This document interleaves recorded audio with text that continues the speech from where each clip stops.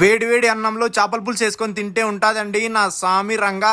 ఇవాళ పొద్దునే మా అమ్మ నిద్ర లేపి పోరా వెళ్ళి చేపలు తీసుకొని రమ్మనిందా. ఇంకా మన ఊర్లో ఉన్న మార్కెట్ కు వచ్చేసి అన్న మంచి ఒక 2 కేజీలు చేపలు ఇవ్వనంటే, తమ్ముడు నీకు మంచి చేపలు ఇస్తాను నాకు నీ వీడియోలో చూపించు అన్నాడు. ఇంకా అవి తీసుకొని ఇంటికి వచ్చేసానా. ఇంకా ఫస్ట్ గా మనం తెచ్చుకోండి చేపలకైతే బాగా వాష్ చేసుకోవాలి. ఆ తర్వాత మసాలాకు కావాల్సిన ఐటమ్స్ అన్ని తీసుకొని మిక్సీకి వేసేసి ఇంకా అలానే కొంచెం చింతపండు అయితే నానబెట్టుకోవాలా. ఇంకా 2 ఉల్లిపాయలు టమాటాలు ఆయిల్లో వేసుకొని బాగా డీప్ ఫ్రై చేసుకొని అలానే మనం మిక్సీకి వేసుకున్నాం కదా మసాలా కూడా వేసేసుకోవాలి. దాన్ని అయితే బాగా మిక్స్ చేసుకోవాలి ఒక 5 మినిట్స్. కొంచెం ధనియాల పౌడర్, కొంచెం చిల్లీ పౌడర్, ఇంకా అలానే చింతపండు జ్యూస్ కూడా వేసుకోవాలా.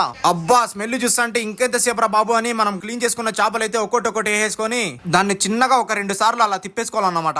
ఇంకా దాని మీద ప్లేట్ మూసేసి ఒక హాఫ్ అన్ అవర్ వెయిట్ చేస్తే మన చేపల పులుసు రెడీ అయిపోయింది. నేనైతే మొఖం కూడా కడుక్కోకుండా వేడి వేడి అన్నం పెట్టుకొని 2 ముక్కలు వేసుకొని తింటా ఉంటే ఉందండి నా సామి రంగా. ఇంకా అందులోకి లివర్ ఫ్రై చేసింది మా అమ్మ.